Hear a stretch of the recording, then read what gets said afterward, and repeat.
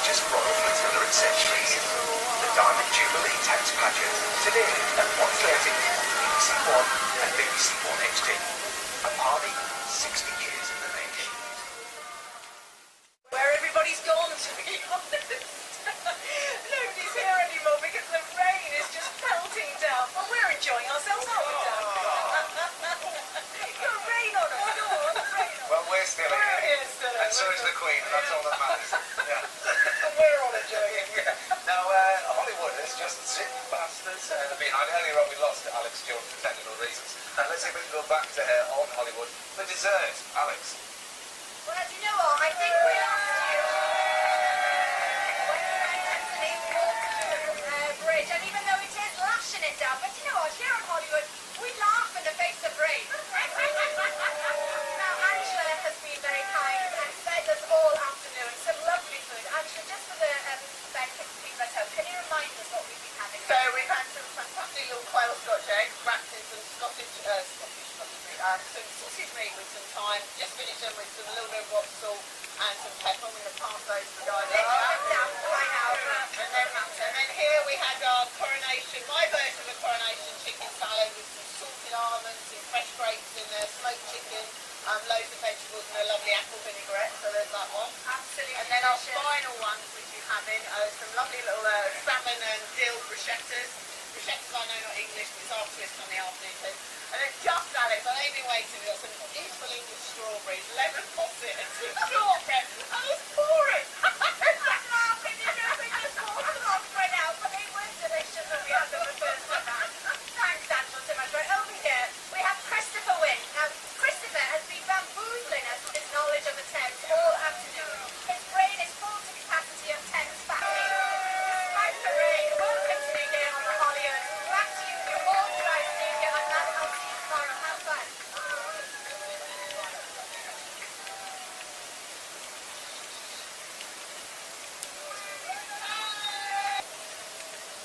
Well, we're getting towards the end of the pageant now.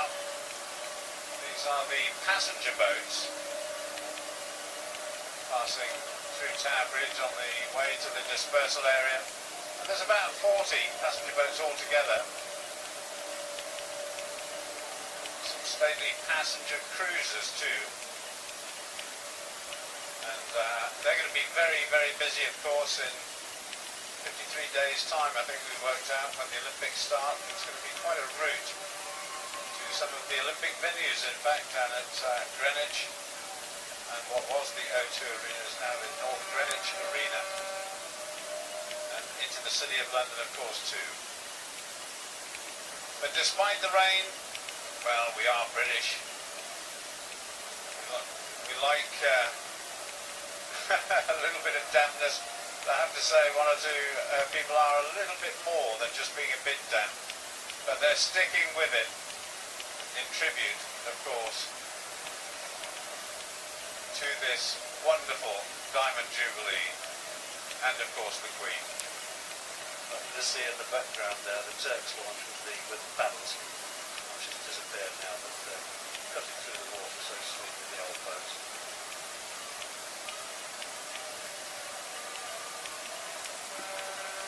Very shortly, of course, we'll be getting to the point where, as Sian said, we'll be seeing the London Philharmonic Orchestra. It's remarkable seeing these clippers coming up the river, the catamarans that we just saw. Shows you how far things have developed from the long, slender boats of yesteryear. Well, that's where all that startling cookery was going on with Alex Jones on the Hollywood there. And despite the fact that it is raining hard, everybody on the City Cruiser ship just behind, out on the top deck. They're a leading provider of riverboats in the UK, quite a number of vessels, and one or two in this pageant too. But everybody's out there enjoying the atmosphere. This is lovely. Her Majesty's having a bit of a chuckle there.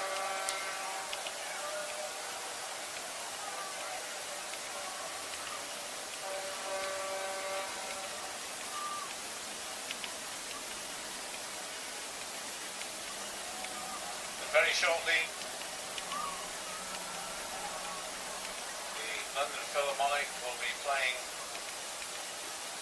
famous tune by Holst, we're playing Jupiter, an excerpt from the Planet Suite, as we have what has been loosely described as our wow moment of the whole pageant.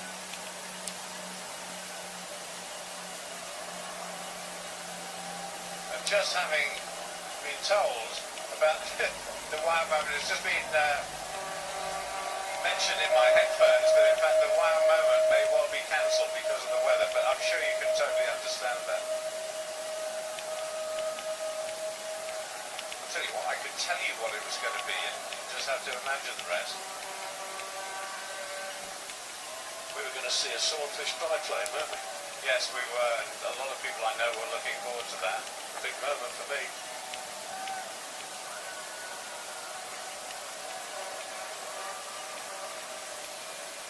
We still do have the London Philharmonic. There was also, from various squadrons throughout the UK, in diamond formation, 9 helicopters were going to fly over as well in tribute to the Queen, but that has gone as well. But once again, I'm sure you'll be able to understand precisely the reasons why that is so.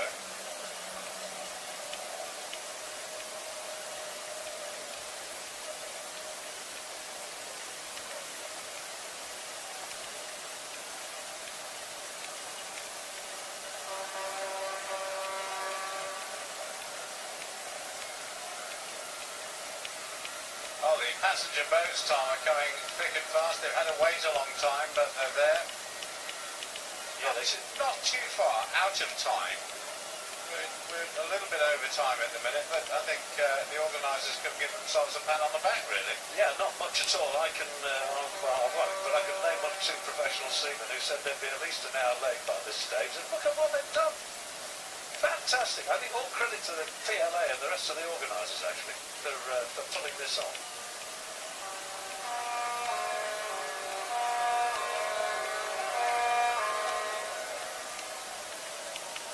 So many servicemen we've seen today, so many former servicemen. Right from the moment when the royal party began to make their way down to Cadogan Pier with, of course, the Chelsea pensioners, all the way up to HMS President and HMS Belfast too, as well as everybody on the river, of course, let's not forget them.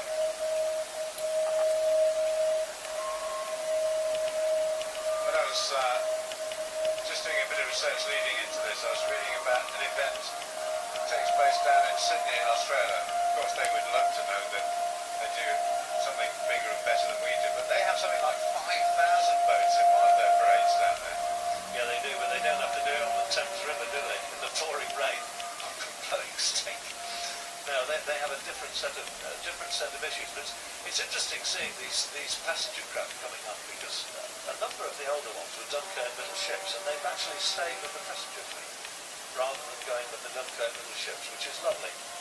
They make perfect vessels for getting in amongst it on the beaches now, because they don't draw much water. They can get in and they can cram a lot of troops on board. So they withstood the dive bombers and the shell fire, and now here they are in better times.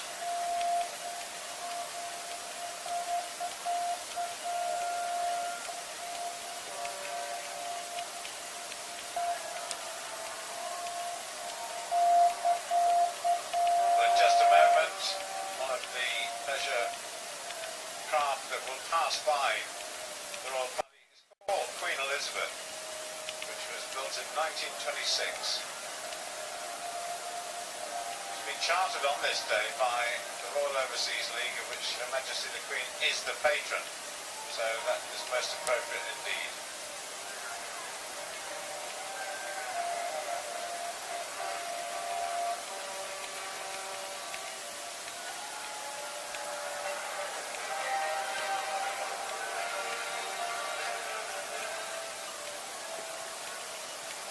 I don't think there's any doubt about it at all. The Royal Barge has been an absolute smash hit here today with spectators and those people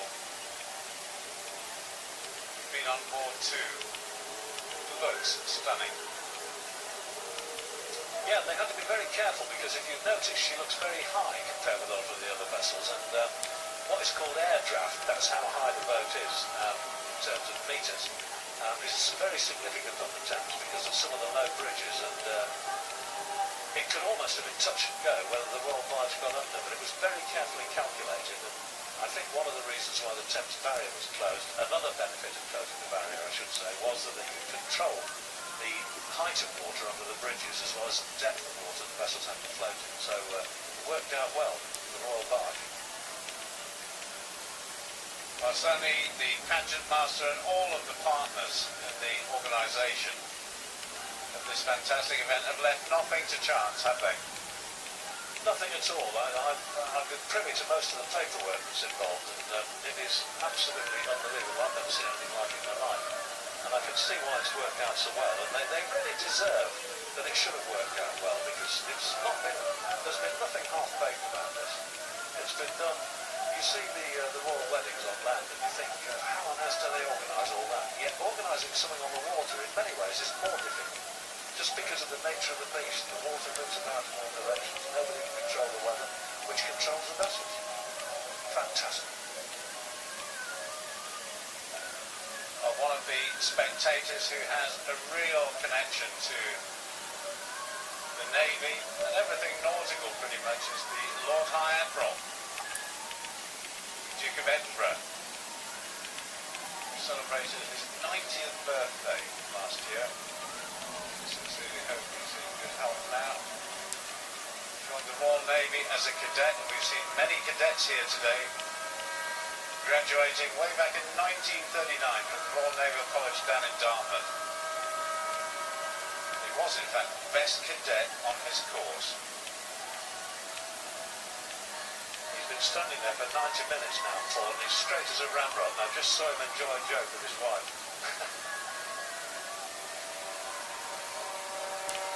Well, later on in his career, he was promoted to Lieutenant Commander in 1950 and then appointed in command of the frigate HMS Magpie. His naval career eventually came to an end upon the death of King George VI.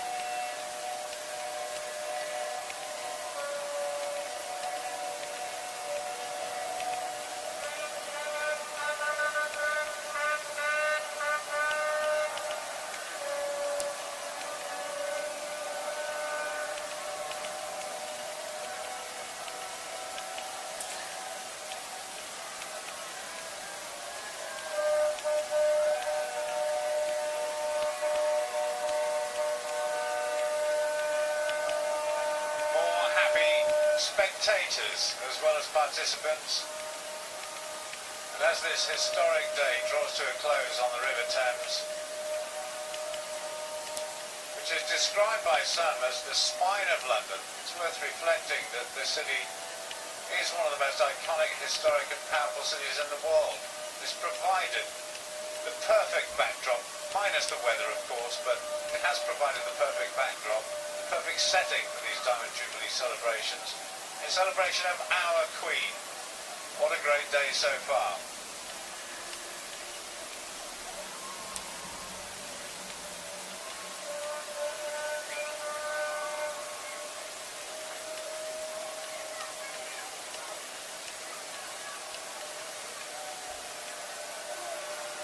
Well, Commander Ian Clerk and Stephen Prince join us now in the studio. So as a Royal Navy Commanding Officer, it's been your kind of floating alongside the Queen all the way up here, Ian. That's right, Matt. Luckily for us, HMS Diamond is the Navy's newest operational ship, and some of my sailors today have been the Royal Guard honour the protection around the barge, and got a great chance for them on our penultimate weekend in the UK to be involved in a fantastic event like this. And how have you thought the event has gone so far today? Oh, I think it's gone off wonderfully. And it's the great thing about the maritime community is they're not dampened by the weather, from my point of view. And by comparison with previous pageants, if you look back to, say, the Coronation or Silver Jubilee, this is much larger, perhaps only 150 or 200 vessels for those, and very, very inclusive. And we're getting towards the end now. We're getting the London Philharmonic Orchestra, I think, are just on their way up now to Tower Bridge, the last of the passenger boats. When they arrive here, explain what's going to happen. Well, once they arrive there, we had them Swordfish aircraft planned to overfly and then the formation of Berlin, but I think the weather may put a back on that. It's a little bit like a swan, this whole thing. Obviously, look, the Queen is like the swan. It's all graceful and lovely, this whole flotilla. Then everything's paddling away underneath. We think maybe that it has been cancelled, this flying past. What would be the reasons for that? Would it be cloud cover? Probably cloud cover. We were sitting here this afternoon watching the Shard slowly but surely disappear. It was a shame because we had a diamond-shaped formation fly past with Merlin aircraft, some of which are deploying next week to the Middle East, Jubilee, Mark IV Seeking, and 3 of the Lynx helicopters that we fly off the Sterling frigates and destroyers. So that would have been a fantastic sight. But either way, the Queen, when she steps off the splendid Chartwell, will then get to enter as President, where she'll meet a range of sailors there in the Royal Guard. Well, what an honour, though, for everybody who's been involved today. Absolutely fantastic, and good to see a maritime event really at the heart of the Queen's Diamond Jubilee. A shame we won't get the wow moment, but I know they've trained long and hard for it, haven't they? But too bad, the weather got the better of us on that one. Thank you both very much.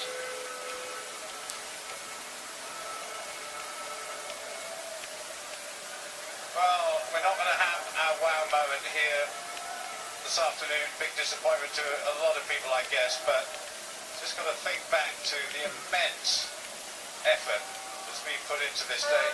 And the last moment, the final moment, only to be spoiled by the weather. But as we mentioned a wee bit earlier, we were due to see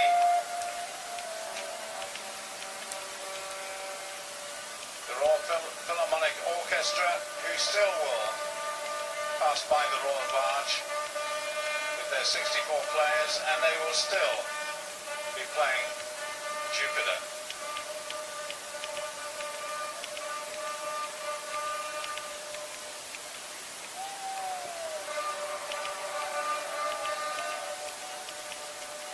Well, every one of those boats just trying to send their own signal to the royal party as they head off past the Avenue of Sail, which I guess has been slightly overshadowed, but you can understand why. But what a magnificent avenue of great sailing ships.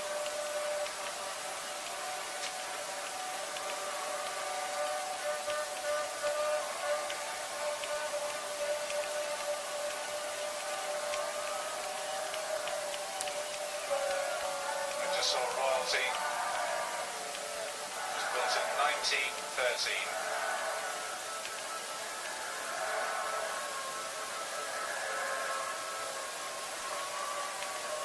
Also registered as a historical ship too, as many of the boats on the River Thames this afternoon have been.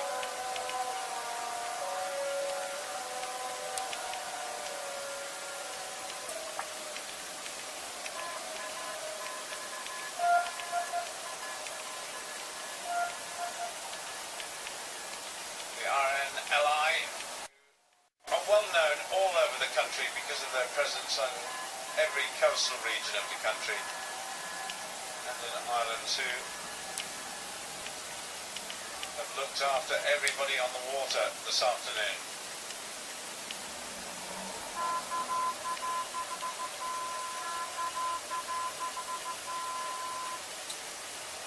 But there's certainly nothing dampening the spirits of everybody who is part of this parade. We said at the top of the programme it was an historic day. It certainly has been that, and it would really take something to duplicate this or even better it.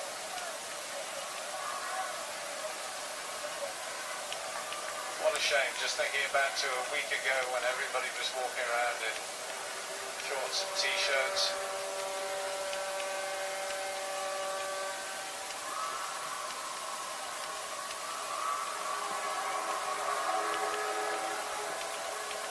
Still incredible sounds coming from not just the River Thames, but the vicinity of the River Thames too. I mentioned earlier that I've got Tom Cunliffe sitting next to me here. I think, Tom, you're really itching to get down on the river, aren't you? Because your favourite environment is being on the water.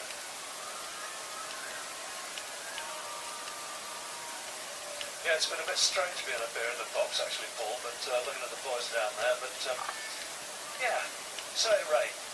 So what?